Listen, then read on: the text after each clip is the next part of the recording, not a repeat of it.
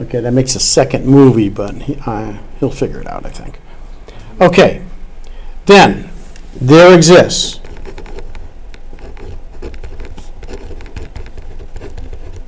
a C in the interval such that the area from A to B, that's what that little notation means, the area under the curve from A to B is equal to f of C times B minus A. What is that symbol? There exists a C? In belonging to the interval, okay, in as an element of that interval, okay. The little Greek epsilon means belonging to the interval, okay. Sorry. What does this mean? This means this. Here's what we have.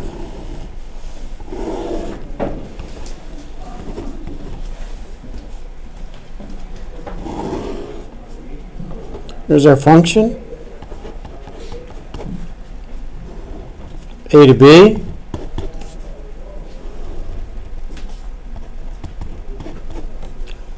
What the mean value theorem for area says is somewhere in here there's a C value where the area under this curve from A to B is equal to f of C, this height, times B minus A, the width. Okay? So somewhere in there, there's a height, so that rectangle's area is equal to the area under the curve. And last time, we already said that that height, what is another word for this height here? What is that height equal to? We talked about it a little bit last time.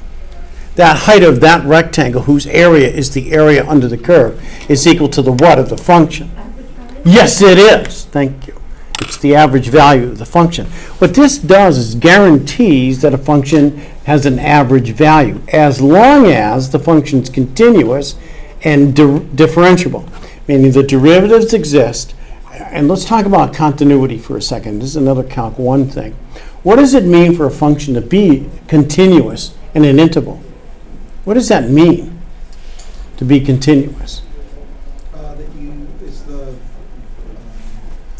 vertical and horizontal line test, right? That's one way you can figure it out? No. There's No. discontinuity? What's that? There's no point of discontinuity? That's a better way there. There's no discontinuities, okay? What it does, it takes on all the values in between here. It doesn't jump over anything, okay? It doesn't skip over anything. Basically, it's continuous, meaning it's continuous at every point in that interval, okay? And if it's continuous there, what's true about being continuous, the function's defined there, it's defined everywhere, the limit exists, and the limit's equal to the value of the function there. That's what it means to be continuous at a point. So what a continuous function does, it doesn't skip any values, basically, okay? There's no holes in that function, all right? Continuous function. As long as that function's continuous and differentiable, there's going to be a C value where the area under the curve is equal to f of C. This average value right here, that's f of C, times B minus A, the width of that rectangle. Okay? And what the heck, we'll do a little proof. Do a little proof of this thing. Let's let little m equal the minimum value of this function. That's another characteristic of a continuous function on a closed interval. Continuous functions on closed interval are guaranteed to have a minimum and a maximum. Guaranteed. As long as the function is continuous on that closed interval. Okay? And let's let capital M be the maximum value. Okay. Then what's going to be true? Well, I'll tell you what's going to be true. The minimum times B minus A is going to be less than or equal to the area under this curve, which is less than or equal to the maximum times B minus A. Well, does that make any sense? Oh, let's see. The minimum here looks to be this over here. Okay. this would be the minimum, times b minus a. That would be the smallest rectangle we could get in there. That area is certainly going to be less than or equal to the area under the curve. The maximum value is perhaps out here somewhere. And again, the area under the curve is going to be less than or equal to that maximum value times b minus a.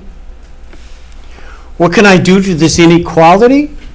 I can divide everything by b minus a, exactly right. When I do that, I get this.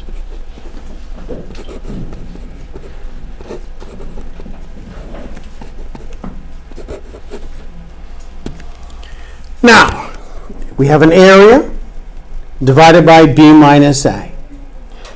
That quantity, that number, whatever that is greater than or equal to the minimum and less than or equal to the maximum. As long as my function is continuous, what must be true is that our function takes on every value between the minimum and the maximum. It doesn't skip over any values.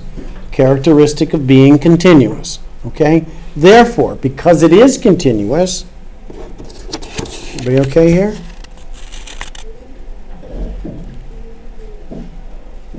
Amanda, you're you're writing a letter to someone. Oh, no, you all set with the?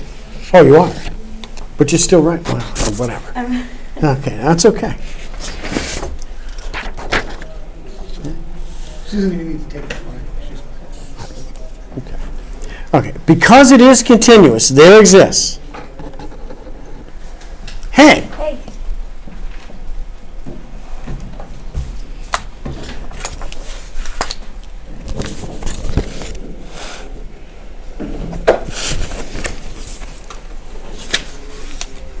Because it is continuous, there exists a C in the interval. Okay. There is a C in the interval. That is an element of that interval. Okay, that little epsilon guy. Okay, such that f of C is equal to the area over b minus a. This is the second page, Carolina. I'll give you this at some point. I got to tell you, this is not a critical thing. This is not anything you're going to be responsible for. I'm proving this theorem just to prove it so that when we do the next theorem, we have this result. I just don't want to give you things and say that it's true just because I said so. So we'll prove it. Just because I like proving things. And hopefully there's a math major lurking in here, even though none of you own up to it. There could be. Okay. All right, there exists a C in the interval such that f of C equals the area divided by b minus a. Okay, so here we go. This quantity is between the minimum and maximum. It's a continuous function. It takes on all the values between the minimum and the maximum. Doesn't jump over anything. Therefore, somewhere in there, there's a C that's where f of C is equal to this quantity. Then what are we going to do? We're going to multiply by b minus a. Therefore, somewhere in there, there's a C where f of C times b minus a is equal to the area. And that's what we had to prove. That's a QED, right? A quadratic demonstratum, okay? That's what we had to prove, is that somewhere in there, there's a C where f of C times b minus a is equal to the area under the curve. This guarantees the existence of that average value, okay? Yes? What does that say after? It says QED. What is QED for?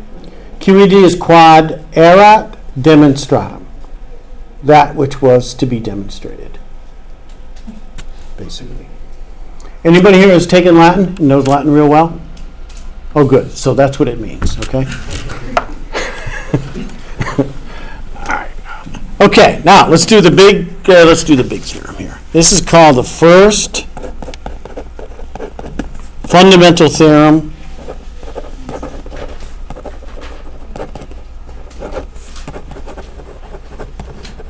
of integral calculus. Wow, this is cool.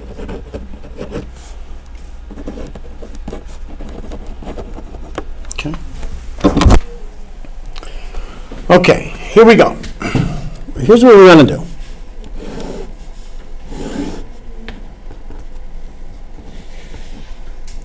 Let's take some function.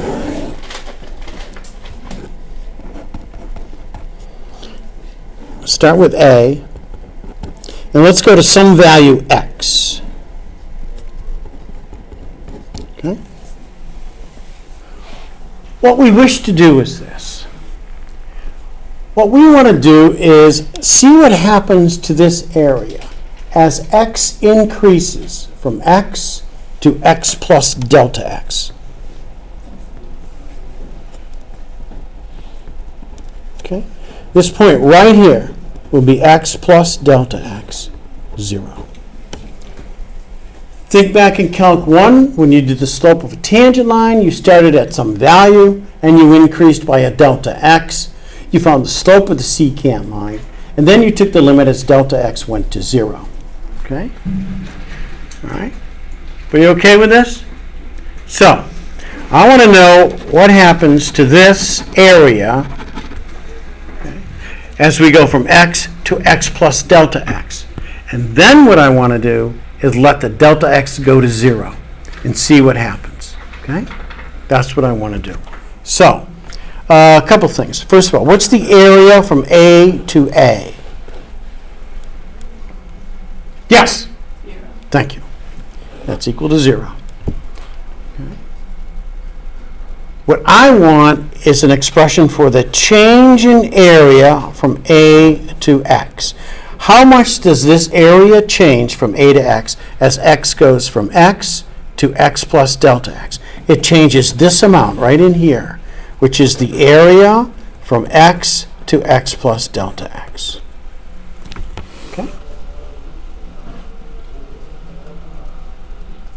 Now, our function, okay, looks so, given, that's the diagram. So, given our function, here's what I want to prove. Continuous and differentiable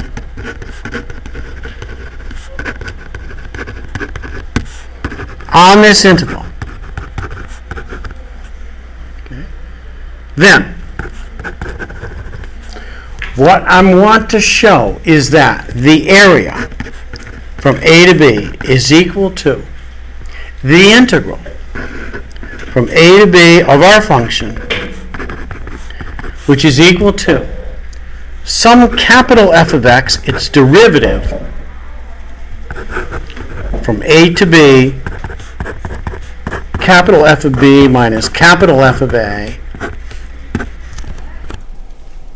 That's what I want to show, where the derivative of capital F of x is small f of x. Okay? In other words, f of x here is our antiderivative. Okay? Its derivative would be small f of x. Okay? That's how you know you did the derivative correctly, right? All right, so this is what I want to show. What is, I Go ahead. didn't get it over there. What is, say that again? The first one, the area, From A to B. yeah. I'm going to show that the area from A to B is equal to the integral from A to B of our function dx, which is equal to capital F of x, the antiderivative, from A to B, and then we're going to evaluate this by substituting in B and substituting in A and taking the difference. It's what we did at the end of class last time when we found the area under that function x squared from 0 to 1. What did we do? We took the antiderivative of x squared, which is x cubed over 3, and we substituted in the 0 and the 1, and we took the difference to get 1/3. And we found that that 1/3 was the area under the curve, which was equal to that big, long process that we did with that limit, left endpoints and right endpoints. And that's what I want to prove that now. I want to prove that that's a legitimate thing we can do. Because we already know that the area is the limit of that infinite sum, okay, of our function times delta x. That's what we did last class. We did it twice. We did it with left endpoints and right endpoints. Okay, we got this big infinite sum, and we took the limit as n goes to infinity, and we actually evaluated those two limits for left endpoints and right endpoints and got the same answer. Okay, so this is what we did last time. We showed that the area is equal to this infinite sum. Now I'm going to show that that area is equal to the integral. And once we have that, then we know that the integral is equal to that limit, because they're both equal to the area. What do you think, Jim? Thanks, Jim. Okay, let's do it. Now, unfortunately, I've got myself only a little bit of space here, but I think I can do it with this space. Here we go. I can do it with this space. So, here we go. So that is true, and therefore this is that. No, just kidding. Okay, so what about this area? This area from x to x plus delta x. This change in area from a to x. Okay? It's equal to this area right here. We just said that up here. But what's true about that area? We know, because of the mean value theorem for areas, somewhere in here, there's a c value. Okay? We know there's a c value where f of c times b minus a. What's b minus a for this little piece of area? What is this? What is the b minus a part for this? X plus delta x minus x. Very nice. And x plus delta x minus x is equal to delta x. Okay?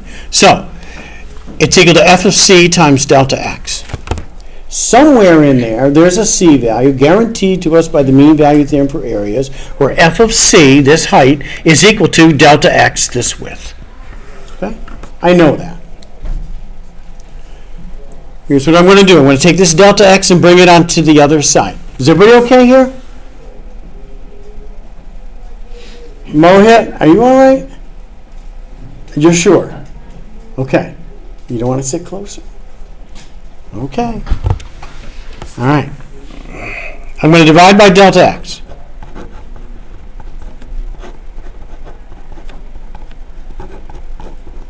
Okay. And what I want to do now is take the limit of each side as delta x goes to 0. Okay. So here we go. I'm going to have to go to another page, though. Okay. Is everybody okay with this? Caroline, are you okay? Okay. Carlos, you all right?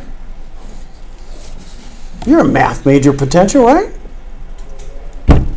Fine. All right, let's take the limit as delta x goes to 0.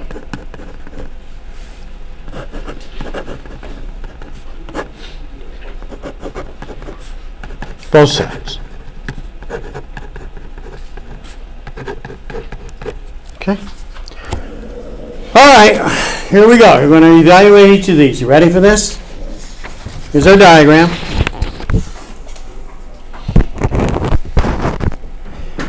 Let's do the right-hand side first. F of c is this height. C is some value in this interval. What happens to f of c as delta x approaches 0? This delta x approaching 0 means this line is going to move this way.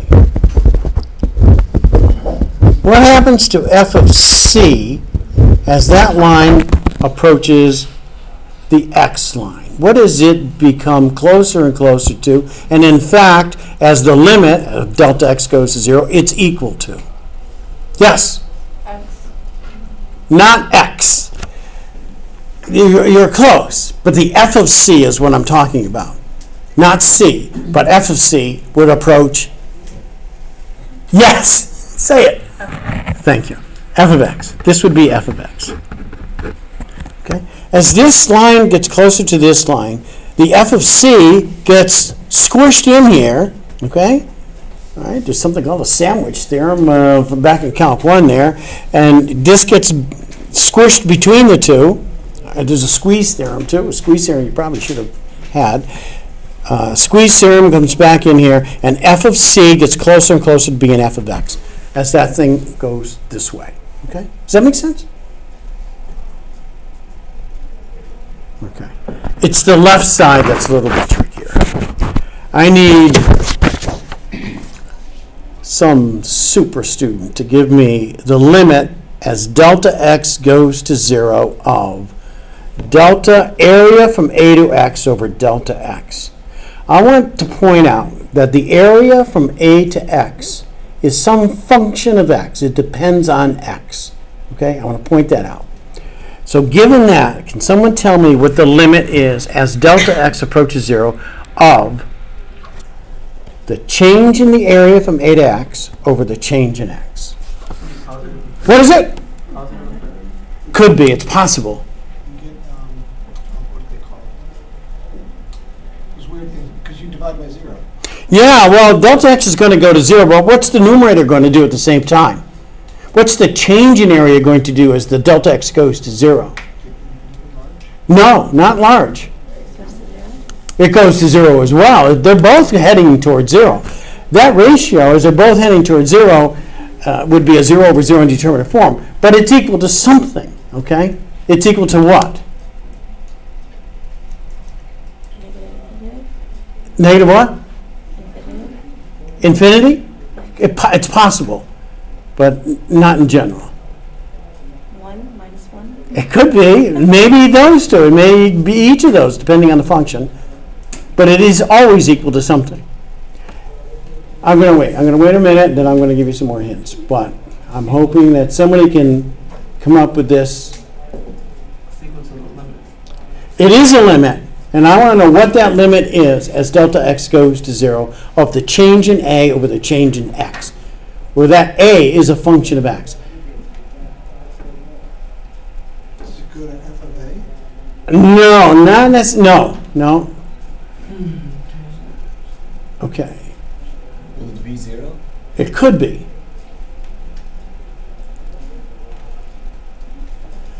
I'm going to go with another hint. Here we go. Instead of the area from a to x, if I call that y, of some function of x, I would have the limit as delta x goes to 0 of delta y over delta x. What's that limit equal to? That's exactly what it is. And that's exactly what this is. This is the derivative of the area from a to x with respect to x. It's a derivative. It's a definition of a derivative. The area from a to x is some function of x. Okay, that change is going to go to 0 as delta x goes to 0. It's the relative rates of change, that ratio. Okay, that is the derivative. Okay, that's what dy dx is. All right, that's the derivative. So we get this. In other words, what we have now is a differential equation to solve. And how do you solve the differential equation? You bring the dx on the other side.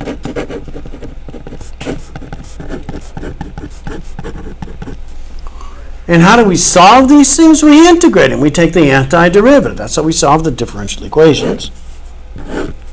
Okay.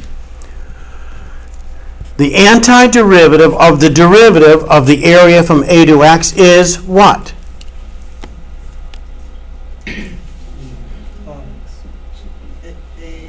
The area from a to x. That's right. Plus a constant, but I got a constant over here as well. I'm going to reserve my constant to be over here. This is the integral of the function f of x dx. It's the antiderivative. Call it capital F of x plus some constant, where the derivative of that function is small f of x. Right? That's what this antiderivative is. If this function is x squared, its integral is x cubed over 3. And what's the derivative of that x cubed over 3? It's our original function x squared. Okay? Now, let's solve for this constant. We can solve for this constant because we know something. We know that the area from a to a is equal to capital F of a plus c. And what's the area from a to a? We already said that. What's it equal to? 0. 0. And this tells us that our constant c, this implies, okay, that c is equal to the opposite of capital F of a. That solves for the constant of integration. That's why when you do these integrals, these definite integrals, these area under curves, you don't get a plus c because we have solved for c. Is that supposed to be A from A to X, not A to A? It's a to a. Oh, Yes. is that zero? Yeah, because, yeah, and that's equal to 0. So here's what I have right now. The area from a to x is equal to capital F of x plus c, but c is minus capital F of a. And again, the derivative of this is our derivative. We want the area from a to b. I'm going to replace x with b. That's going to be capital F of b minus capital F of a, where the derivative of capital F of x is small f of x. This is exactly what we had to prove. This is a QED. Okay. Now, the notation is such that when we write this, we'll say that the area from A to B, now how did we get this? We took the integral, and what we do is put the limits of integration here, okay, of our function. That's where this came from. Okay, from here. And that's capital F of B minus the capital F of A. Okay? What we have shown is that the area under a curve is that integral. This is called a definite integral when you have limits of integration. Okay? We also know that the area is that infinite sum. So we have this additional result. The integral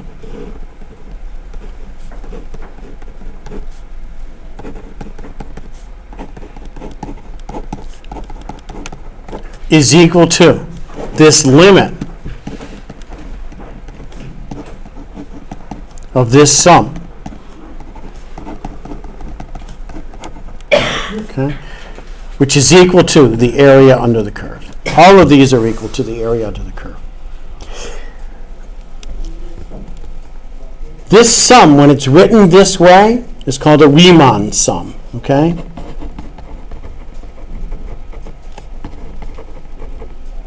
Okay. It's a Riemann sum. Riemann, probably German mathematician, mid-1800s, okay? Just awesome mathematician. Just incredible. He posed a problem that drove John Nash nuts, the mathematician in the 50s, of the beautiful mind. It was the Riemann question he was trying to prove that's still unproven today. It was a question posed by Riemann who said that I'm pretty sure that this is the case, but I can't prove it right now, and nobody's been able to prove it. And Nash thought he could because he had done cool things in the 50s with certain kinds of problems, but he couldn't do it. And I think that's what drove him over the edge, but whatever. Anyhow, this is going to be critical for our applications in the next chapter. Let me just say this. Anytime we have a problem to solve, and we can rewrite it this way as a Riemann sum, we can solve it with an integral, okay? And we're going to do that for quite a few problems, okay? We're going to be able to write these problems this way and solve them with an integral. Yes, go ahead. What was he trying to figure out that made him go crazy? It was What is his name? I just found. John Nash is the mathematician of the 50s. It's the Riemann problem. It's the Riemann. Here, if you look at Nash, it'll say what problem he was trying to solve. It's called something, and it's the Riemann. It's a problem with complex numbers and when the real zeros are. They're only but if you look up John Nash, it should say something about the Riemann problem. It's just a math problem. He wasn't like trying to like apply it to anything. No, it's a math problem that if you were to solve that and prove it, you'd be like, Fields metal. yeah, you'd be a god. Yeah. You'd be awesome. Yeah. Does it say there's a name for the problem? It's the Riemann something problem. Riemann. Is it the manifold? Yes, a complex number. Yes. Okay. Yes, it's that manifold problem. I I know it has something to do with the complex zeros of the number and where they occur, but what, you know. You see the complex zeros of a number? Yes. Yeah, whatever. That's enough, yeah. Yeah, that's enough. That's for me too. How does the geometry go? Well, yes, it does come from geometry, yes. But it gets into the complex plane. Right. All right. Okay, so what does that give us? Well, it gives us the basis for being able to find areas by using integrals, okay? Which we started doing last time. So, let's see what we have. So when we have a problem like this to do, and we've done this now already, if we have to find the area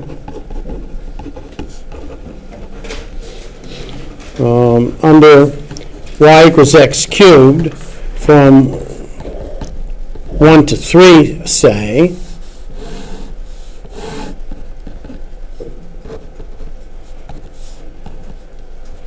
here's y equals x cubed.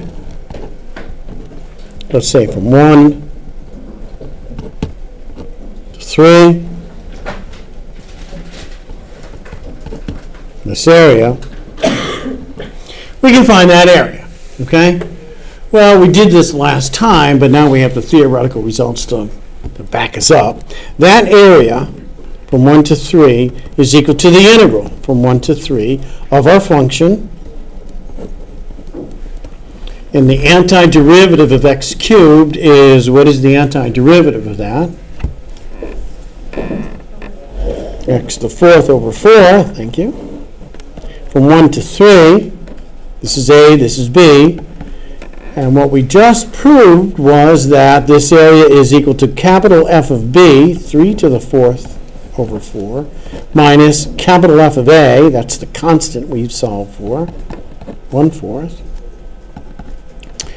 And 3 to the 4th, okay, it's 81, minus 1 is 80/4, which is 20 square units, whatever the units happen to be.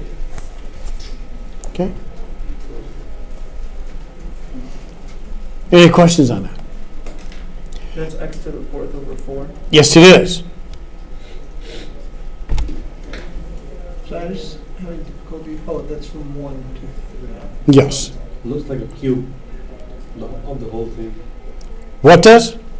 No, it's 1, 2, 3, but it looks like a cube. Like, This here? no, other one. Oh, this one? Never mind. Never mind. Good. All right.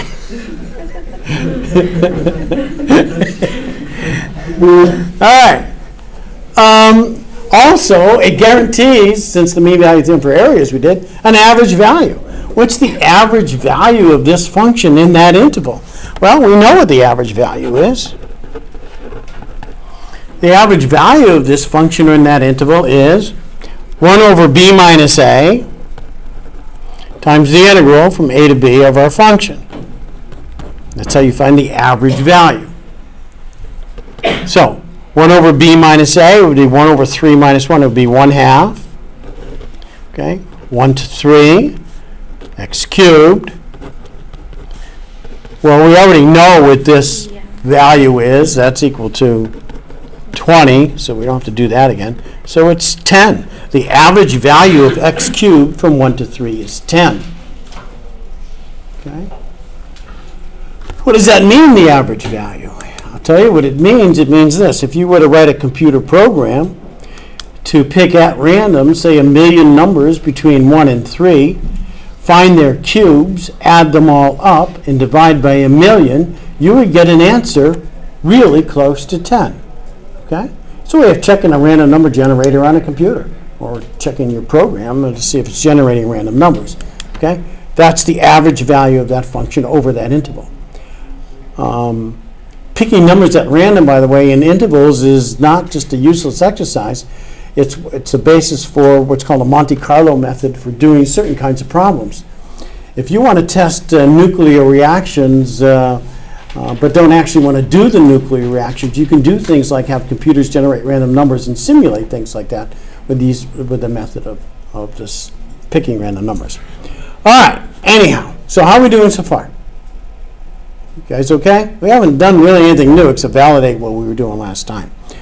But now let us do something new. Let's go on to the next section. Okay. This is 5.5. This is on U substitutions.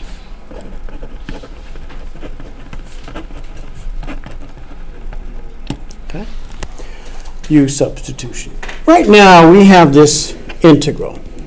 We said the integral of x cubed is x to the 4th over 4. I'm back to an indefinite integral now, plus a constant. Well, it doesn't matter what the variable is as long as these agree. This would be q to the 4th over 4. Okay? So, if we had something like this,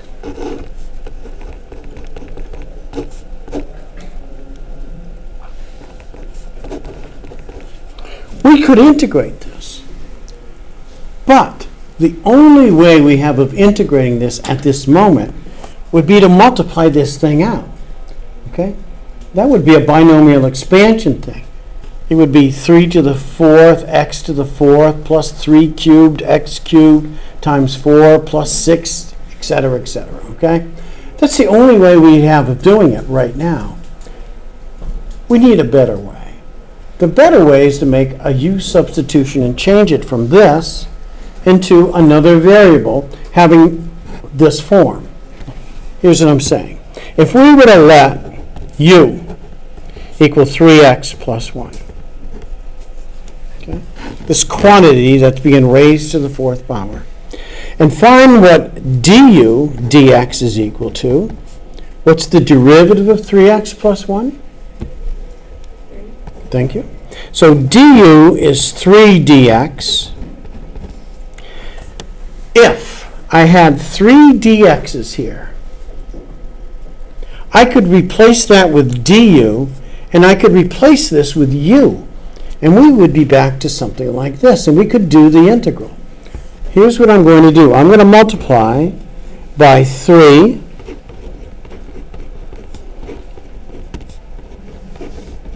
and by 1/3. Okay? Now, I'm allowed to do that. What have I done? I've multiplied the integral by 1. And what we saw the other day was we could multiply by, we could factor constant out front. So multiplying by 3 and by 1/3, I'm just multiplying by 1. I'm taking the 1/3 out front.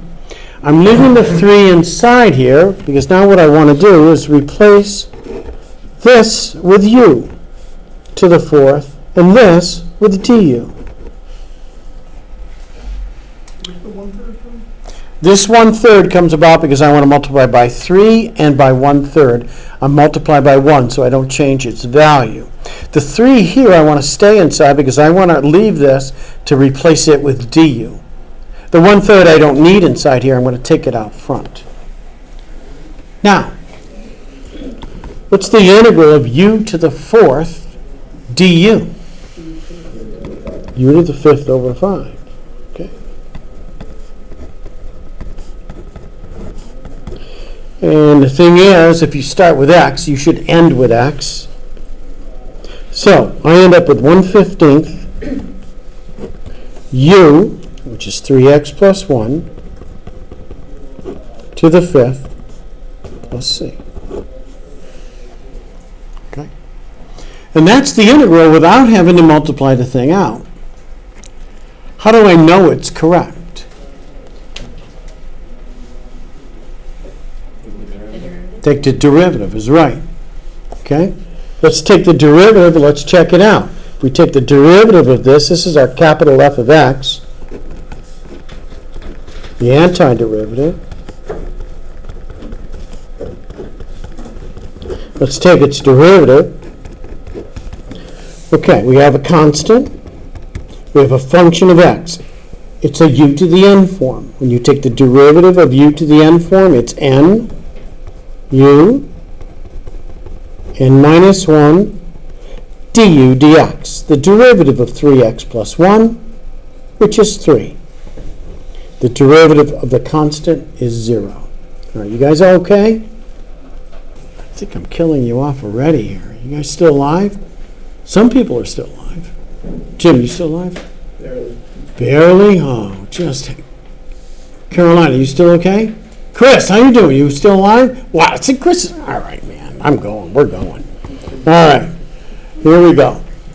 I have a 3 times 5 is a 15. Cancel this 15. What am I left with? 3x plus 1. Quantity to the 4th, which is exactly what I started with. Okay? And that's what must happen. So, what are you allowed to do here? You're allowed to multiply and divide by a constant. That's what you're allowed to do. You're never allowed to take a variable out front. Constants are okay, variables are not. All right. Here, you guys try one.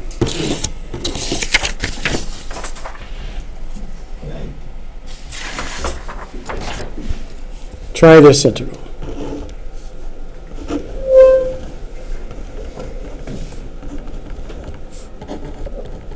Go ahead.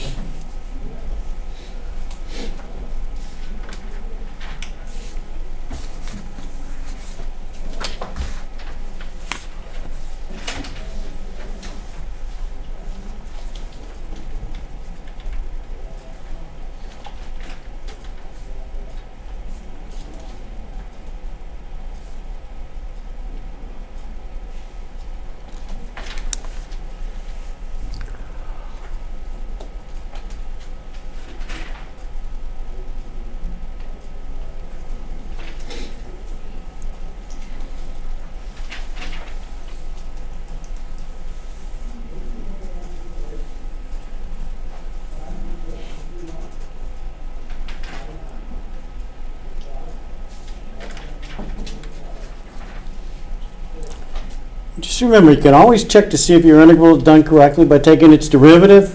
If the derivative of the result does not give you what you started with, you've done something wrong.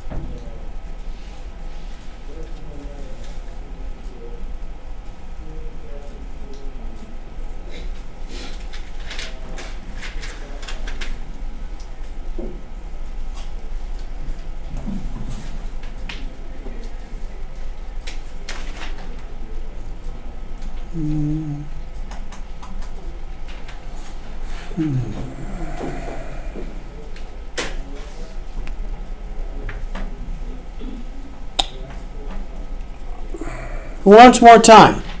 All right, okay.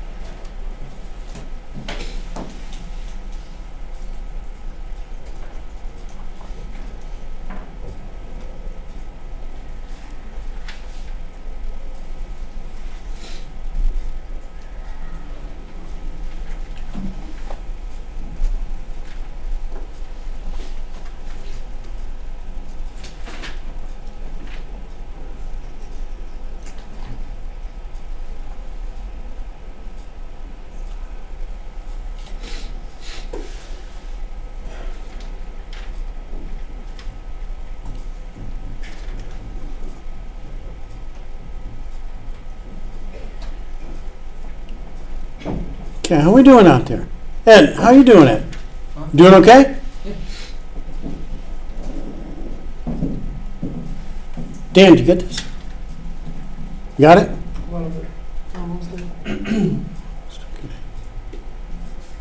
Did you get it, Karen? Okay. Not sure. Not sure. Louis? Dylan, you have it, right? Carlos? Perhaps? BP? Not away, BP. Yep. Like, what are you even asking me for? You know I have it. That's the way.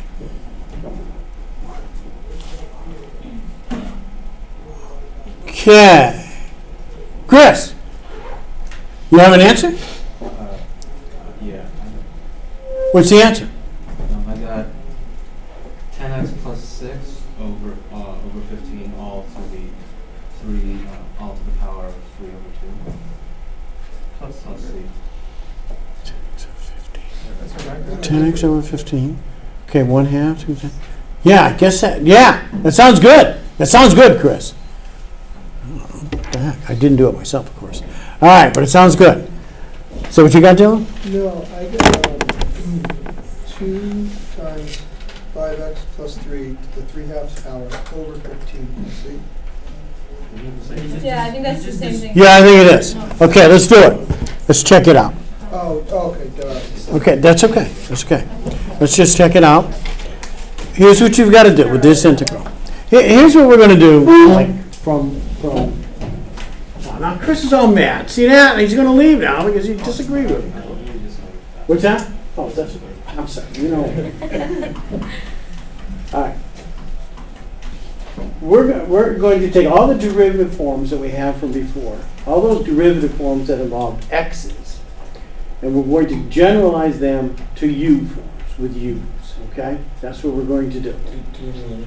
What's that? What did I say? Okay. Thank you. Yeah, if you hear me say something stupid, which sometimes does happen, okay? Or write something ridiculous, let me know, okay? Good call. Yeah, we're going to take all those integration forms that we had the other day in terms of x, and we're going to change them in terms of u. They're generalizations, okay? And what you're going to have to do an integral for a while anyways, is to identify a u and a du to go with it, and make sure that you can get that du with at most the introduction of a constant. You're allowed to multiply by constants. Then we're going to have a whole chapter on integration technique that involves taking an integral that we can't directly get into one of those integration forms and changing it into one of those integration forms by using partial fractions, integration by parts, trig substitutions, or something or other. Okay? And those would be kind of a pain in the neck, but they're doable. Okay? All right, so here's what we have to do here. You have to be able to look at this and say, this is a u to the n form. Okay? And that integral of u to the n is u to the n plus 1 divided by n plus 1 plus c. N, of course, is not -1. This is a generalization of that integral of x to the n that we had before. U is some function of x. Okay? Now let's go back to here. Can I take this integral and transform it so it looks like this? Yes, I can. If I let u equal 5x plus 3, the derivative du dx is 5. Du is 5 dx. I can get this 5 dx by multiplying by 5 and by 1/5.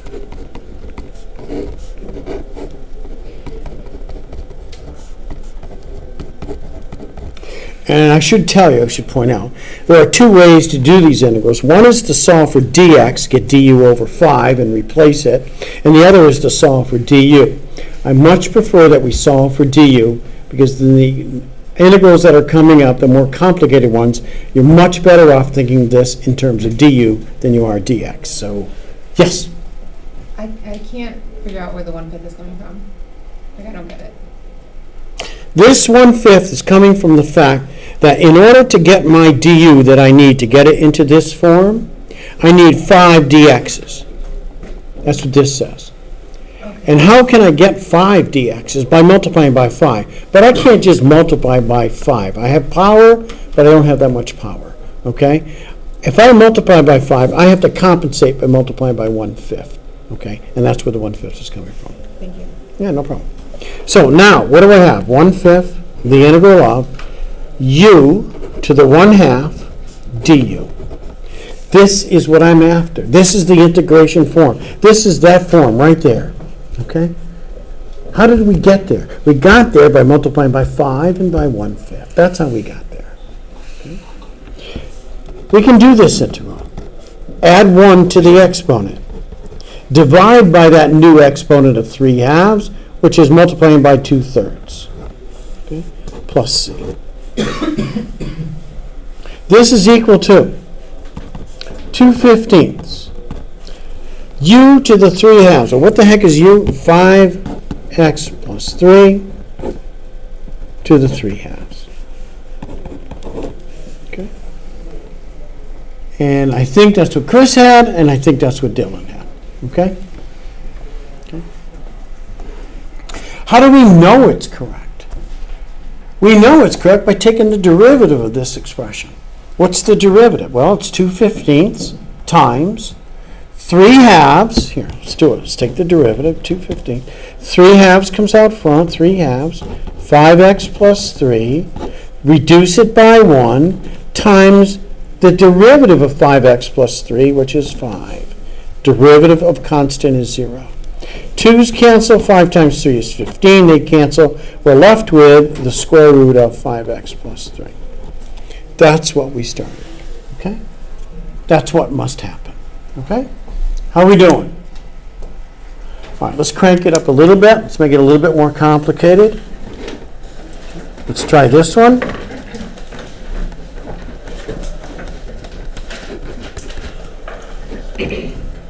Go ahead, try this one.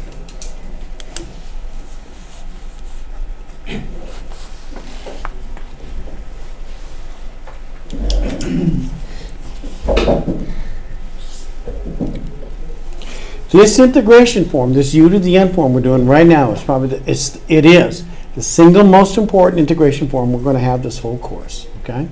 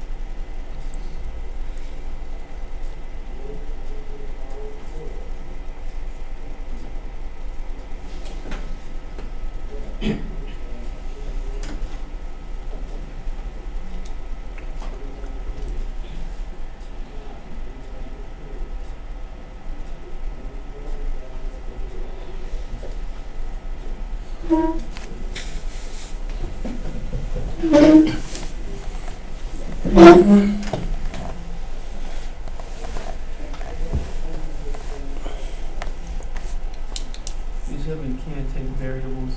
Up front. Cannot. Cannot. Must not.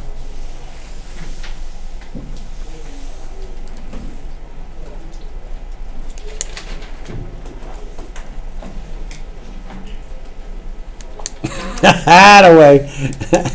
That's good.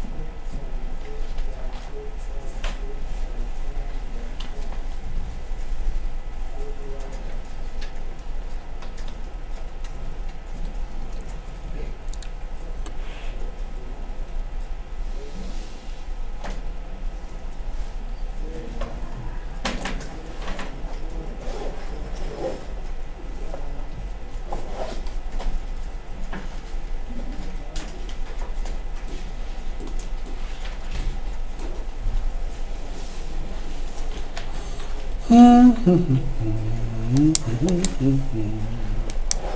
right, who wants more time?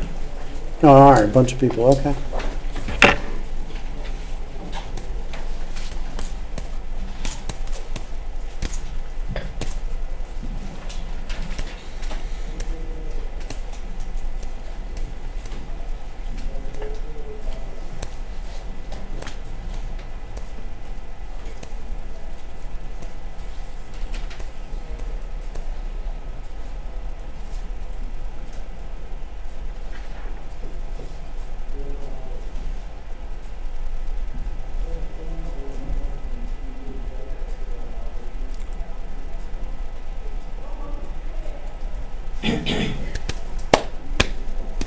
Linus, how you doing?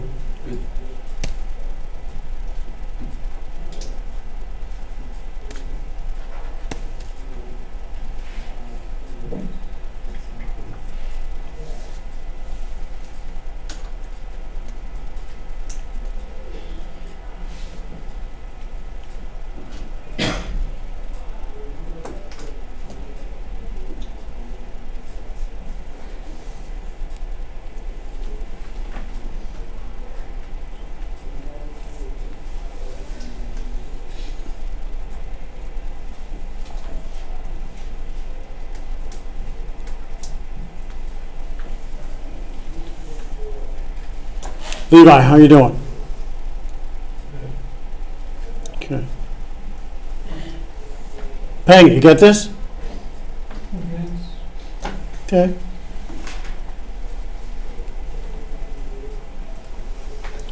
You get that, Dan? I think so. Okay. Amanda, yeah, you all set? No? Yeah, half of that, I just can't continue that. You can't continue it?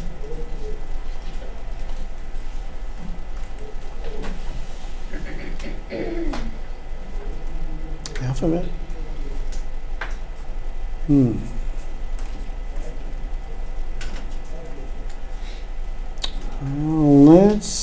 I'm going to do it, okay? Wait. Is that all right, Carolina? Okay. Okay, here's the deal. If we're going to do this as a u to the n form, what is u in that case? The square root function. No. If you try to let u equal that whole square root function, you've got a problem. There will be problems where we want to let u equal the whole square root function. And actually, I'm going to do those tonight. But in this problem, it's a u to the n form, but u is not that whole square root. U is going to equal what? What does u equal? X? What is it? X? No. Oh, is it just the inside of the Yes, square? yes, Okay, that's yeah, fine. yeah. It's going to be the 5x squared plus 3. What you're going to have to be able to do is look at this and say, it's a u to the n form where u is 5x squared plus 3, du dx is 10x, du is 10x dx. And then you're going to have to say, I have an x dx, but I need 10x dx in order to get that du. In order to make that replacement, I need 10x dx. I have an x. I need 10 of them. So what am I going to multiply by? I'm going to multiply by 10 and by what on the outside to compensate? 1/10. And I'm going to have this, 1/10. The integral of u to the 1/2 du. That's the integration form u to the n. All right, check this out. I see looks that say something is not right. That look didn't say that? Oh, that was your everything is okay look? Yeah, I did it wrong the first time I ever did it. Okay. Sam, how you doing? All right. I've got plenty of notes here, so at the end you can have some notes. Dylan. So you went from 10x times that dx. Where did the x go? The x. Where is this x? It's in the du. What's du equal to? 10x dx. In other words, if I went from here back again, I would get 1/10. I would get a u, 5x squared plus 3 to the 1/2, a square root. I would have a du, which is 10x dx. It's in here. The x is in here. Okay, everybody okay? My 3 hands kind of went up and then went down again. All right, so that's all right. Can we do another one? I'm not done yet. But we can do another one. So that's 1/10. The integral is u to the 3/2, again, 2/3. Burns is in somewhat of a rut here, okay? Plus c. That's equal to, 2 goes in there, 5 times, 1/15 u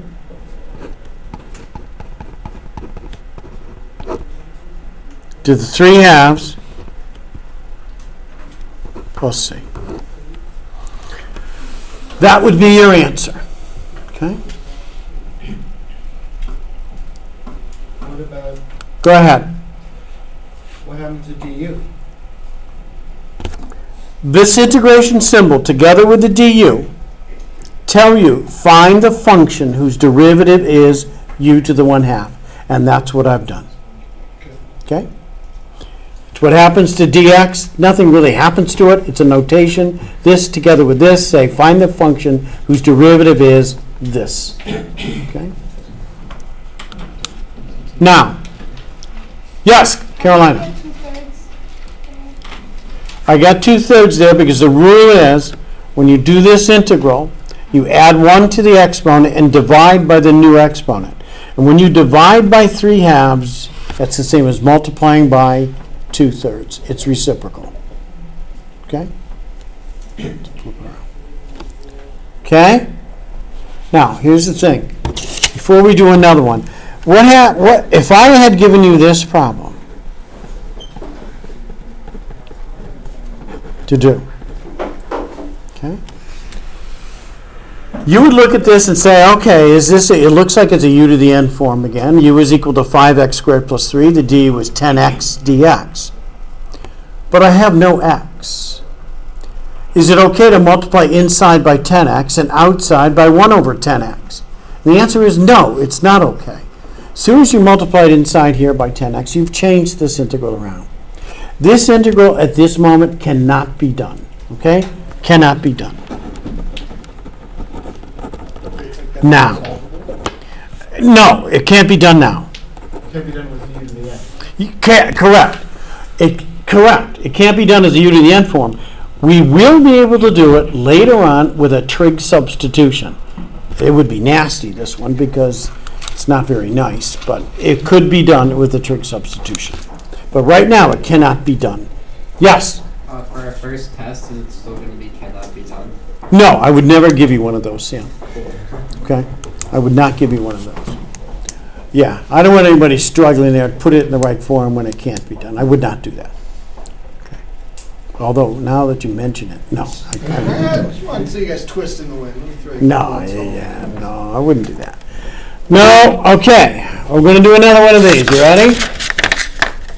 Another u to the n form here. Let's try this. All right, I think we need some success, so let's do a fairly easy one. Of course, now that I said it, if you don't get it, you feel really bad. All right, but anyhow, let's try this.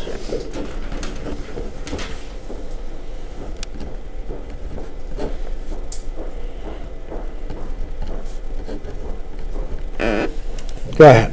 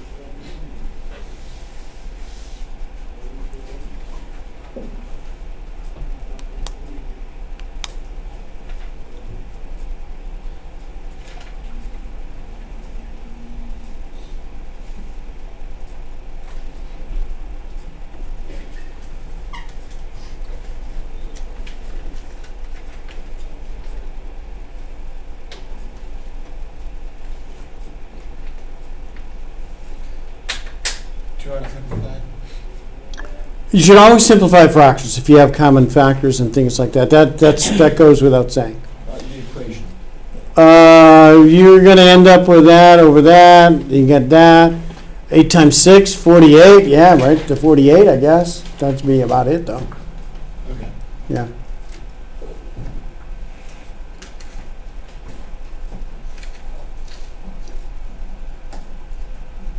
Okay, how are we doing? Good. I'll wait you. Okay. What's u? 8x plus 3. Du dx, 8. Du, 8 dx. Nice. Can we get it? Sure. Multiply by 8 and by 1/8.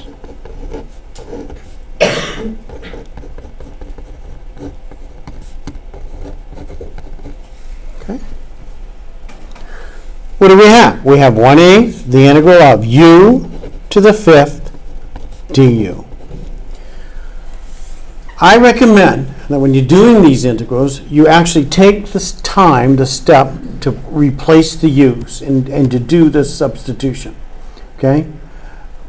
After a while, you get used to doing these. You don't really want to do that, but I strongly recommend that you actually make the substitution and rewrite it this way in the integration form. Okay? Let's integrate it. It's u to the 6th over 6. U is equal to 8x plus 3 plus c. And that's your answer. Okay? And how do you know it's correct? Take a derivative. Okay? Everybody else set on that? Sam, how you doing? I got. Okay. Carlos. On the test, do we have to check if that is the correct answer? No. On the test, if I were to give you this problem in the test, this would be one of the answers, and then I'd have maple tree, and then I have peanut butter, and then I have something else as another answer, so it's pretty obvious what the right answer is. So you find,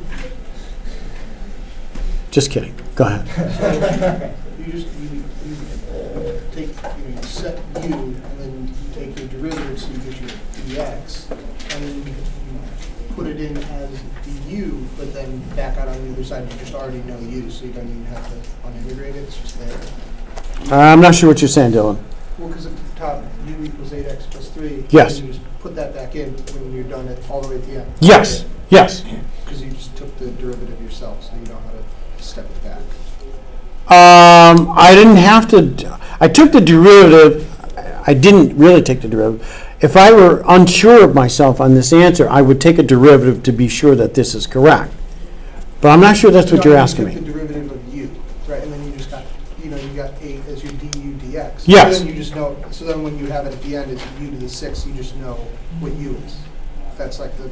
I know what u is because here it is. Okay, that's sort of like the improvement of doing it this way, right? That you save yourself the trouble. I'm not sure what you're saying, Dylan, to be honest with you. It's fine. It's fine. Okay. All right. What about something like this?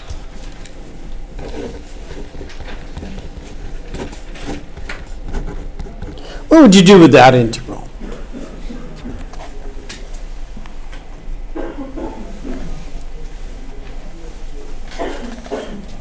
Take the whole thing. What's that? Take the whole thing as u. If you let u equal x squared plus 3 quantity squared, your d would be 2 times x squared plus 3 times 2x dx. And I'm not sure where you're going to get that from. So then just take the What's that? the x2 plus 3. And what do you want to do with it? Equal it to u. Okay, let's try it. If you let u equal x squared plus 3, right, du dx is 2x. The du is 2x dx. Where are you going to get the 2x? The answer is you're not. Okay, can't do it that way. But you can still do this integral by doing what? Multiply it. Yeah, you got to multiply it out. There's sometimes when you're just going to have to multiply it out. Okay, this would be one of such cases. You have no choice in the matter. there's another thing you should be aware of if you have something like this.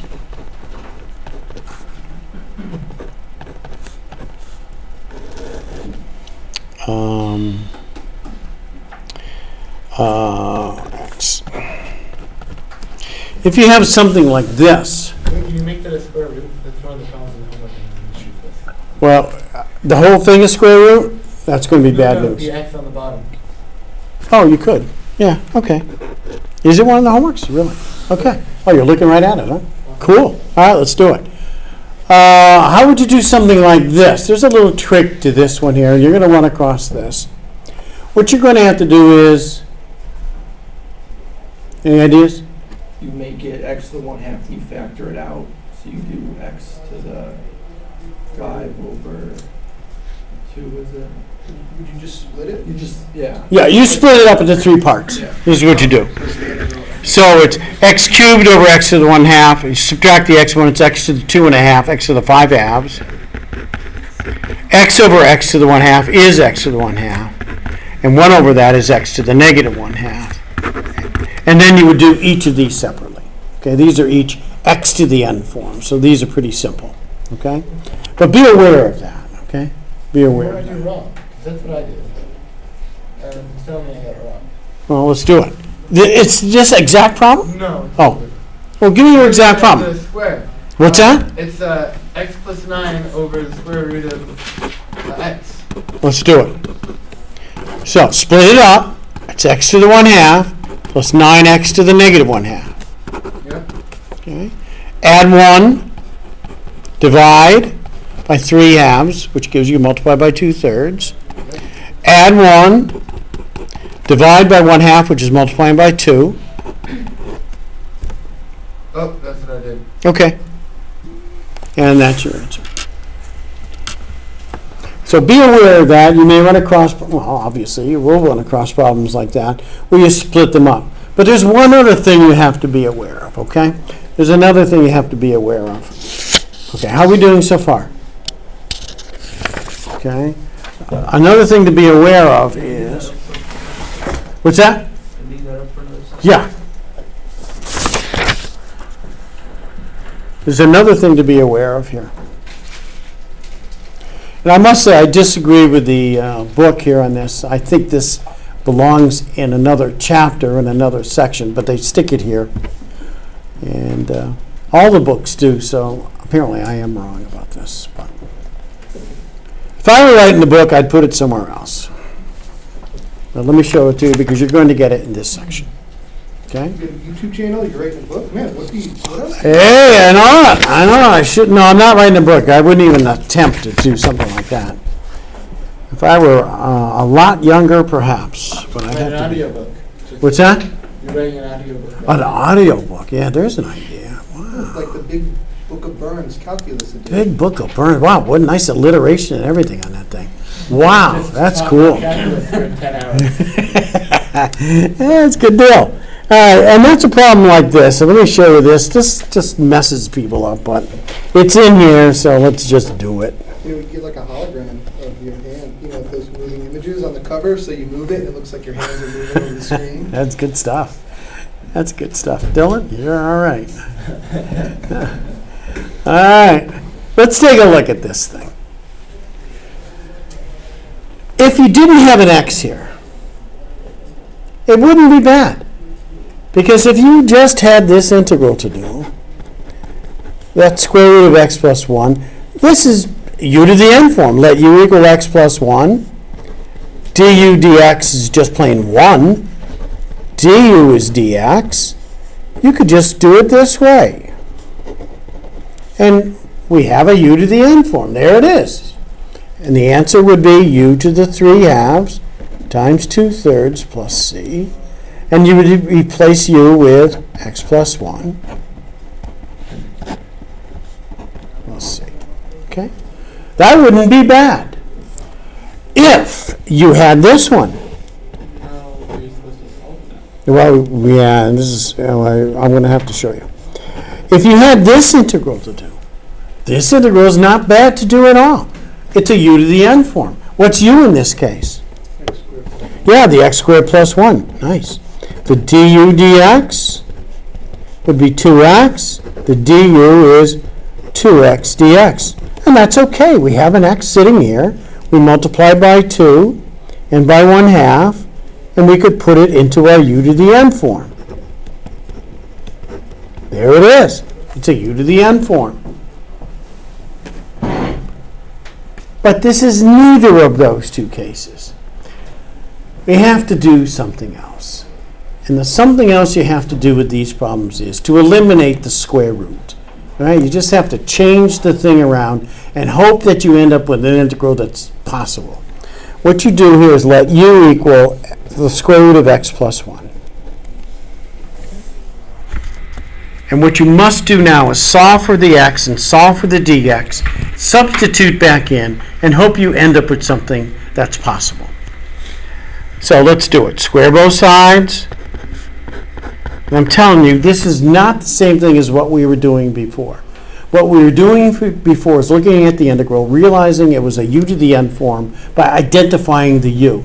This is not what we're doing now. What we're doing now is looking at this thing and saying, oh, I can't do it. Let's make this change and hope we can. Okay? Solve for x.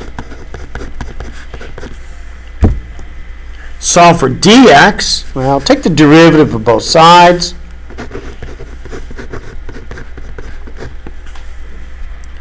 Move the dx over. And now substitute for u's. X, u squared minus 1. Square root of x plus 1, u. Dx, 2u du. What we've done is eliminated the square root. Okay? And that enables us to do the following. Take the 2 out front, multiply this out,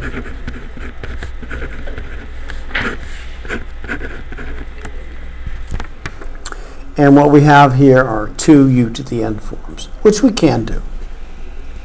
And we as well do them. So we get 2u to the 5th over 5, u cubed over 3, let's see. And what you always have to do with these things is go back to x's. U is x plus 1, the square root of that, so it's x plus 1 to the 1/2. So it's 5/2 over 5. 3/2 over 3. Let's see. Believe it or not, there are ways of manipulating. We could take an x plus 1 to the 3/2 out and do some things. But that's algebra stuff. This would be the calculus here. All right, how does that look? You guys all right? This is one of those things you have to practice a lot for you. Yeah, this section is really important too because, you know, next chapter, what we're doing are applications of the integrals. So that's a separate thing. And doing the integrals is not going to be a big deal. We'll do fairly straightforward integrals. It's the chapter after, the techniques, those integration techniques. We're going to need all this stuff in that chapter. So it's really important, this right here, that you're able to do these integrals here. Because if you can't do these, forget about that chapter, okay? It's going to be impossible. Because that chapter, a lot of it is looking at it and saying, okay, here's the integral I have, but if I can get it to this, I know I can do it. So you have to know what you can do, what you can integrate. You have to know these things here. Excuse me, the last section within the brackets, there's that 8 plus 1 to the 5/2? That's x plus 1 to the 5/2. Okay. Okay. Now, here's what I'm going to do. I'm going to take each of the integration forms that we had from before in terms of x. I'm going to rewrite them in terms of u. All that means is changing x's to u's. But I'm going to do that, okay, because it'll give you more practice with it, I guess. Let's do it. So here's what we have for integration forms right now. These are our integration forms. We're going to add a couple more as we go along, but right now this is what we got. Okay.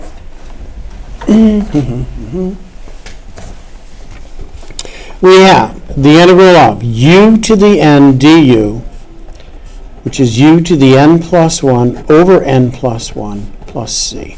And again, n is not negative 1. Okay.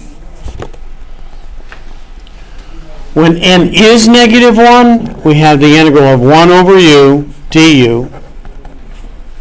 We're going to do more with this next class, okay, which is the natural log absolute value of u plus c. We have an e to the u, which I think in my last list I did not have. I neglected to put that integral of e to the x in there. Did I have it? I know, but I thought I looked at somebody's list and we were discussing this and it said, oh, wow, Burns, you don't have e to the x in there. That was you, Jacob. Right, but no, we found it. Oh, we found it. Oh, okay, okay. Scratch that then. Oh, wow. Okay, I thought that was a Burns mistake. That would have been the first one of the 2000s. All right, but anyhow, the integral of e to the u du is e to the u plus c. Okay. Then we have some trig functions. The integral of sine u. Okay, negative cosine u. Cosine u. Sine u. We don't have tangent u yet. We will get that next time. But we do have the integral of secant squared u. Wait, wouldn't it just be sine over cosine? It is sine over cosine, but we don't have the integral yet because that's a 1 over u du form we're going to talk about next time. It's negative natural log cosine. We haven't done that yet.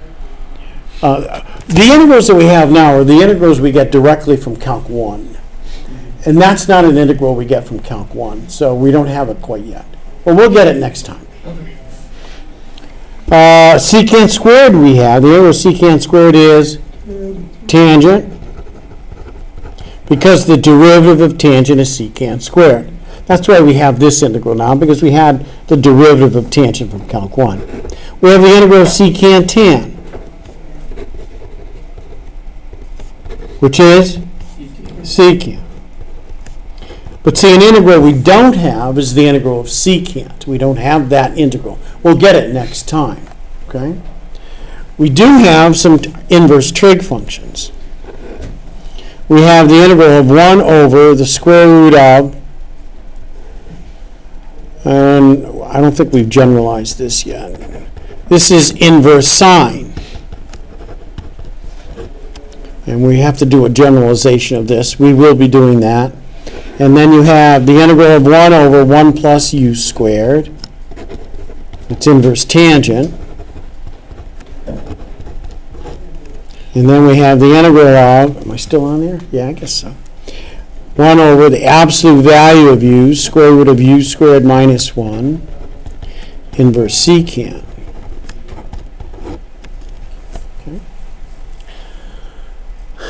Okay. I have not listed the integral of cosecant squared, because I'm not going to ask you that on the test, but I do want you to be aware of this.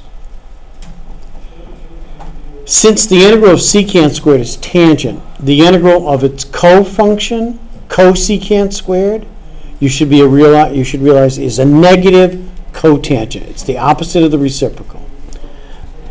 The integral of cosecant cotangent is a negative cosecant. It's the opposite, okay, of its cofunction. But those two are obscure enough, I don't think you should memorize those.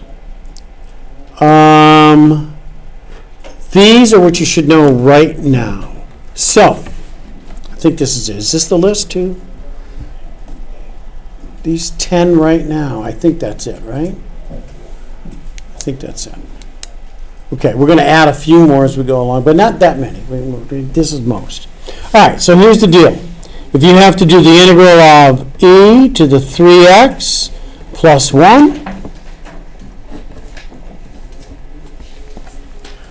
you're going to have to be able to look at this and say, what form is this integral? That's exactly what it is. It's an e to the u form. What's u equal to? You bet it is. What's du equal to? Or du dx first? 3. And du is? 3dx. 3 dx. Can I get it? Sure can. Let's multiply by 3 and by 1/3.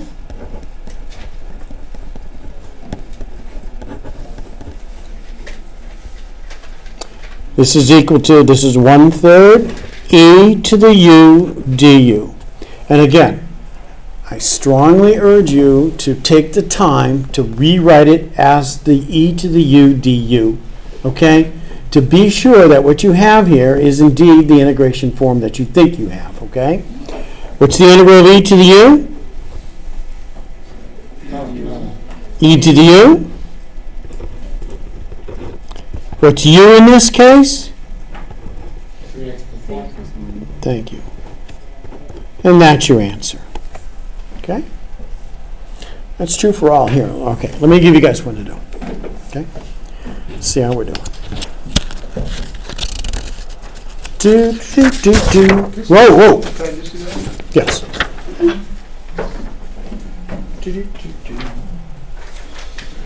Why don't you try, how daring should we be? Ooh, not too daring, huh? All right. All right. Let's not go too daring on the first one here. Let's do this.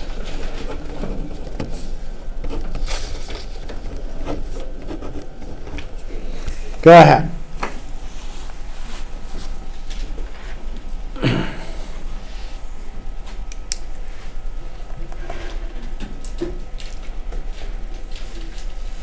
All right, hurry up because Lewis is waiting for you. And he's getting tired of waiting.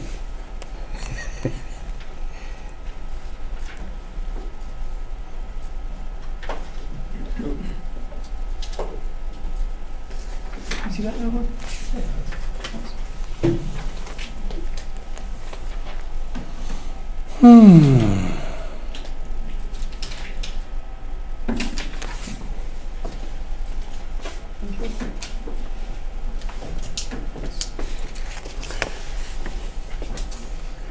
You don't want to get behind in the homework in this section in here. You want to do this homework, okay? 5, I think. I think this is 5.5 now. Yeah, I think. Does everybody know? Jacob?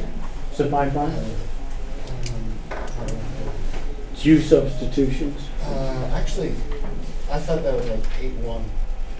8 and 1. Wow. So let me check that before I say Skipped a that. little bit there. We skipped a couple of chapters. Let me see. You said 5.5? Thing. It'd be by substitution, right?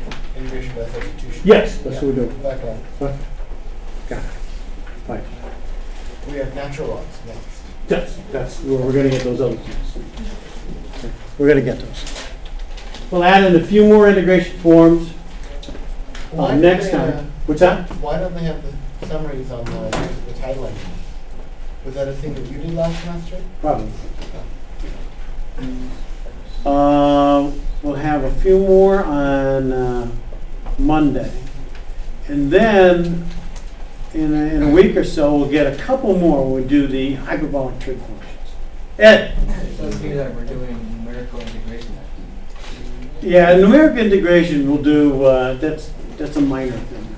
There's no test questions or anything on it. Is there a homework question on it? Maybe there's a homework question or two? Check it out. There's only one. Yeah, there's only one because it's just there to introduce you to it, to make you aware that there is such a thing. But that's about it. We'll do, matter of fact, I'll probably derive a trapezoidal rule, but it's not an important thing. It's not a big. Simpson's rule is a little bit better than the trapezoidal rule, and I'm going to show you what that is, but I'm going to derive the trapezoidal rule. That's what I'll do. Yes? this and tell me what it's asking? I think I have the general idea, but. Oh, they instead of using u as just u as a function, that's u as a function of x, and the derivative is the derivative. That's all that. Okay. It's what we've been doing. They kind of obscure it a little bit by putting it in the g of x thing, but that's not really totally sharp, is it? But you can still read that, Carlos? Okay. First thing. What form is that integral? Sine u form. That's exactly right. What's u? 5x. 5x. Perfect. Perfect.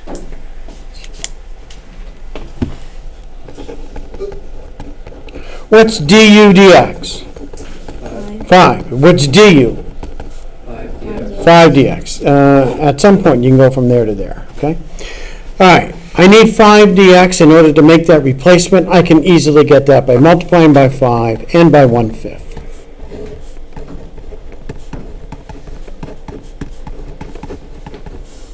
And I can rewrite this now as the integral of sine u du.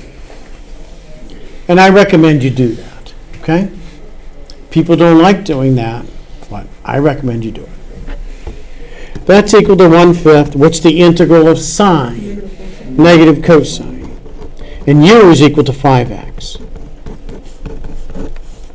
That's your answer. Okay? We all set on that?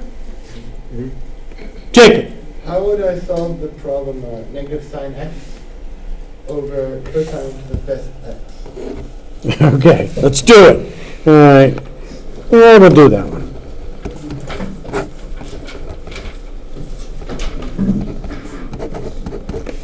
Okay, let's take a look at this. What form is it? What is it? Wait, what did you say? No. You didn't say anything. Okay. I know, I said nothing. What? I didn't say nothing. Cosine. Yeah, What's that? Is that a 5? Yes, that's a 5. Oh, okay. Oh, Then what that's wrong. changes? That's wrong. Brendan. Secant tan. No. Whoa, what the heck, Brendan? That's pretty interesting, though. I gotta tell you, that's not bad. What he's seeing is sine over cosine. There's tangent. 1 over cosine to the 5th. 1 over cosine to secant. So you really got a secant to the 5th times tangent. Oh, the 5th. Yeah, that's a 5 down there. And that muddies up the water. Secant tan by itself would be great. The integral is just secant and you're done. Is it? So that would be pretty cool. It would be Is it secant to the 4th? What's that? If it x to the u? X to the u. We don't have that form. That's not a form. Can you split? The other to the u. To What? The u. Is it to the u? Let me find it. E to the u? The only one to the u we have is e to the u. It's not- No, is it Wouldn't it be U to the secant n? to the Yeah. 4th times tan? Can't do Wait, that. wait a second. We can do it. u to the n? U to the n is correct. Is that what you said, Abby? Say yes. I said cosine u. Oh, cosine u. Because it's like, oh no, okay. No, it's not. Cosine u. So do we flip it up and then we Yes, it's a u to the n form. See, what you're going to have to do is say, oh, what is this thing? This is this. Wait, but it's not secant to the 4th times tan? It's not secant. What do you want to say it is? You said secant to the 5th times tan, but Oh, no, one of the cosines goes out. You're right. Okay. It would be a secant to the 4th. You're absolutely right, Dylan. Okay. What is this? This is a u to the n form. What's u? Is that a 5? That's a 5. What's the thing with my 5s? Sorry, Chief. Oh, sorry. What's u? Cosine. Cosine, that's correct. Du is a negative sign. He even gave you the negative part. Okay. Negative sine x dx, there's the du. This integral is u to the negative 5. That's a 5 du. Okay. That's where these things get tricky. You look at the thing, there's trig functions, but it's still a u to the n form. Okay. What's the integral? Add 1 Divide. What's u? Cosine. Your answer would be this.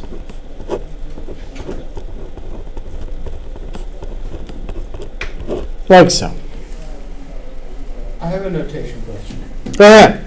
So, does it not matter where you put the power on trig functions? Yeah, well, convention now is you stick it in here. It used to be a no-no. When I was learning this, of course, when I was learning, we didn't have any trig functions. That was before trig. No, but you didn't do that. That space was reserved for the -1 for an inverse trig function. And what you had to do was write it this way, like so. Right. That makes sense. Yeah, well, this is, and I'll tell you what happened though, it was textbooks. It was books that changed the notation, because if you write it this way, you use 2 parentheses. This way was shorter. I'm serious. And then over the course of the book, maybe you save a page or 2 just by cutting down in this and other notation. But if you're going to sell 1 million books, it's 2 million pages that you're saving. So, all right, it doesn't really matter. Okay. Okay. How are we doing this so far? All right, I got one more to give you. Wait, then how do you differentiate between cosine, start parenthesis, x to the 4th, end parenthesis, and... What? There. Okay, good. Well, this is good. This is my best answer tonight. What? And then people say, never mind. I think I would do that all the time now. Ask me a question, Jim. What? That's the way. All right, here we go. I'm going to give you guys a problem to do. When you have an answer, you're going to raise your hand. You're not going to say anything to anybody. You're not going to say it out loud. I'm going to come around and check. If we have enough people getting it right, this is it. We're done tonight. If we have enough people not getting it right, we'll do another one, even more difficult. I'm going to give you one to do. Here we go.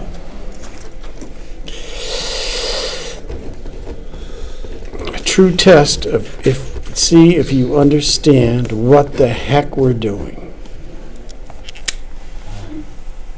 Don't say anything. Write down an answer. Raise your hand.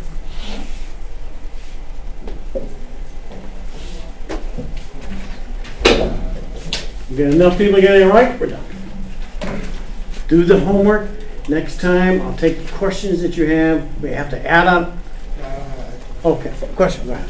So when you're doing the can you just make it negative? Yep.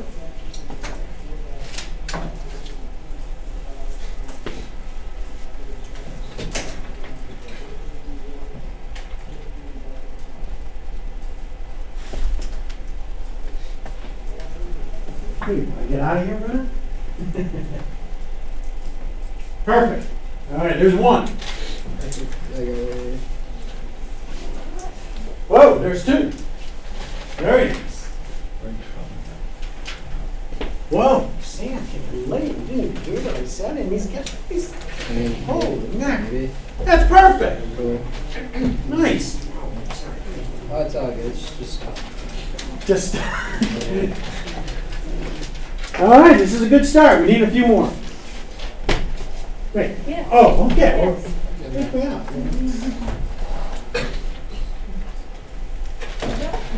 Got it. Perfect. Wow.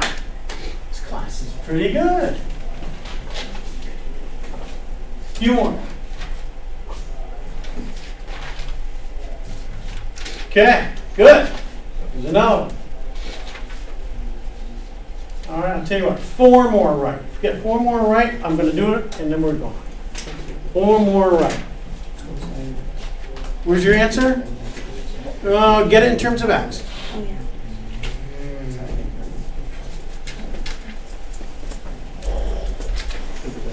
Perfect. Now? Wait. Oh, Where is it? oh, I looked this one instead. Okay, okay. Plus C, perfect. That's 2. I keep doing it too. I need 2 more people with a right. 2 more people. Just 2. 2 more.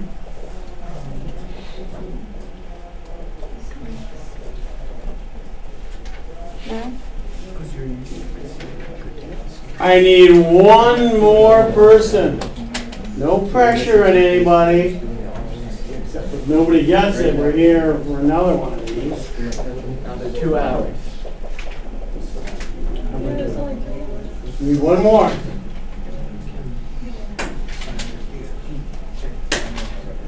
You got it? You got an answer it? Oh, you got it. No. That's not there. All right, we still need one more person. One more person. We still need one.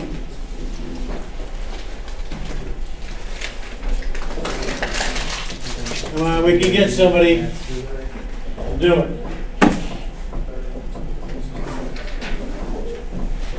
You can do it.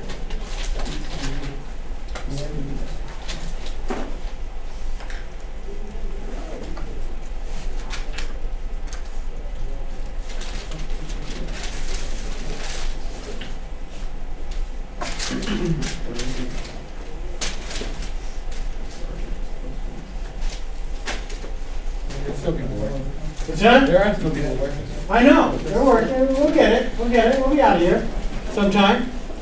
Okay? Wait, you already answered, right, Louis? Oh, no. Look at this. Look at this.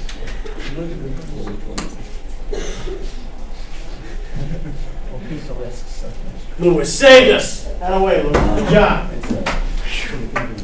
Wow. The whole class resting on your shoulders and you came through. Let's take a look. What you should see is that this is an e to the u form. U is sine x. The du is cosine x dx. We have it. It's here. That integral is e to the u du. We don't have to do anything. We have the du. The integral of e to the u is e to the u. And u is sine x. Okay, so here's what you should be doing. You should be doing the homework. Does that make sense, Levi? Yes. You sure? Okay. You should be doing 5.5 homework.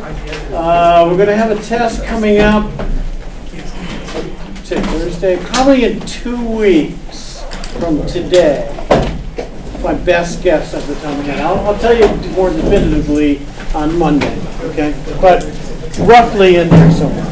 Okay, see you. Sometimes I think we really should get there's like applique holographic stickers, that you move and of your hands just going back and forth. That'd be pretty cool.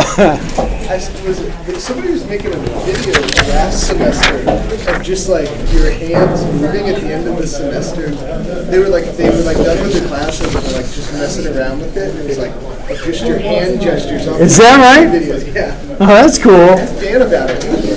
That's cool. Abby. Do we have to do 5.4 or no? Yeah, wait. Yeah, 5.4 and 5.5. What's 5.4? 5.4 is that thing I did. Yeah. the thing you do. Yeah. Through 5.5. Have a great evening. See you next week. Oh, wait, Jacob. Thank you. Yeah, I don't know where it went. It was this. It was this that I had. Was this it? Maybe that's it. Maybe, no, this is the original copy. Isn't it? How do you know? I don't know. I don't even know why that's up here. Using the pen mark. What's that? There's a difference between pen and printing. Like You need it? No, I have it in my pen. Can I see And the I first understand two it more pages? now. I Okay. understand. Good deal. What's Can I that? see the first 2 pages? Is it 2 pages, right? This here? Okay. Tonight? Yeah. Wait, is that okay here? No, that's fine. Yeah? I'm gonna copy at home. Okay. Okay, I did have a question on the problem, but I don't want to hold the whole class back to ask it. Do you know how it was cosine x to the e to the sine x? Yeah. How did you get rid of the cosine x? It becomes part of the du. It's in there with the du. Du is cosine x dx. And the cosine x dx part becomes du, because that's what du is equal to, cosine x dx. So you replace cosine x dx with du. Okay. That's what And then du you were is. able to just get rid of that when you did e to the u? Yeah, when you do the integral of something du, The integral and the du go away. It's a notational thing. And you're left with the antiderivative of the function in the middle. Okay. That's what happens. Okay. Check it out. Okay. What's, in this case, what's du dx? Du dx here, since u is sine, du dx is cosine x dx. The derivative of sine is cosine x. Oh, Caroline, this is important here that you get this, because without this, you're going to get sunk the rest of the way. When you look at this, you're going to have to see this is e to the u. Right, I got the u. Okay, u is sine. What's the derivative of sine? Cosine x. yeah. So du, I should have written du dx is cosine, and then I bring the dx over. Okay. So du is cosine x dx. And there it is right there, cosine x dx. He was just asking what happened to it. Well, see this du right here? Right. That's cosine x dx. It's in this du. Oh. This du is cosine x cosine, dx, okay. x dx. So it's in here. And what's the integral of this? It's e to the u, and then replace the u. Okay. You sure? Yeah. I get it now. All right, do the homework and make sure you get it. Okay, make sure you understand the homework. Okay. Okay, where did this come from? This package right here. This is Yeah. the last page. Oh, it's the I last flipped page. it. Okay, There you go. thanks, Caroline. All right. See you Monday. Good deal. I just want to grab one of your notes. I missed something. Go ahead. It looks like this. It looks like that. Oh, that's that further substitution thing, Richard? Yeah, this one is called, Okay. this is integration form, so it's right at the integration forms. Okay, we got it. Substitutions. Okay. I think that's it right there. That's the integration forms. No, I think you just. Oh, the one before it? Oh, there it is. Is it this one? Yeah, there's this It was stuff. this one here, something exponent to the 5/2. Oh, Yes. yeah, that's the one, that's the one. That's it, and that's the end of it. Okay, yeah, let me just, Okay, go ahead.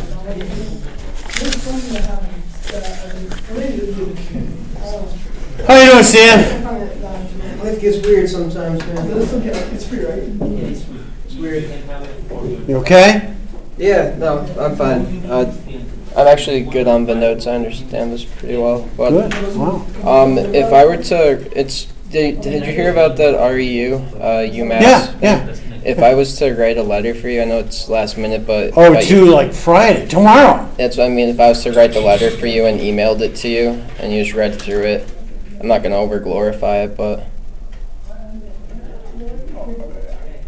Here's the better way is you send me the email tonight and you give me the address because I send my recommendation to an email address, right? Yeah.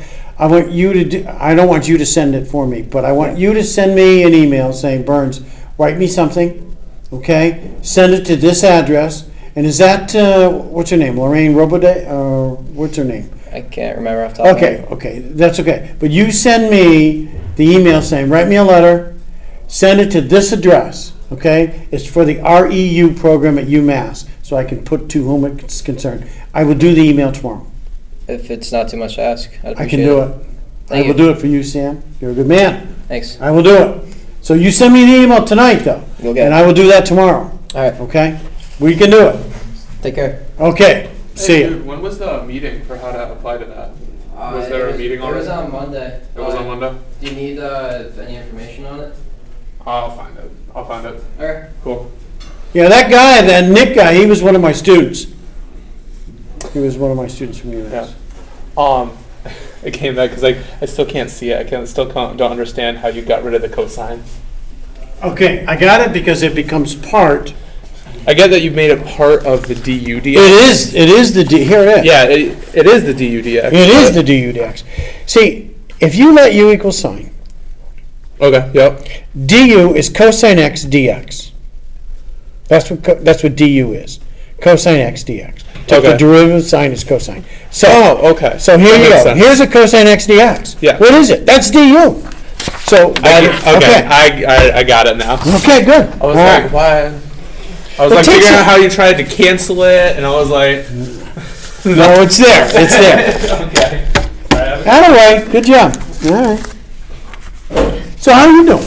I'm doing pretty good. I just got to do a little bit more work, but it's coming along. Okay. Oh, no. Yes, Z. You know Z? Yeah, everybody knows me. That's true. You know what? That is true. Yeah. Wow, worked like a dog tonight, Z-Man. Do. Wow. Okay. I got a depressing class. I got one day it tells me she has a granddaughter or some relative. She was running and she collapsed and they don't know what's wrong with her. Oh, man, I hate that when And- students start telling you all And over. this guy, who was in my class just now, he said, was this disease blah, blah, blah? She goes, yes, it is. She goes, I was in a coma for 6 months. Then I was hospitalized for 18 months. I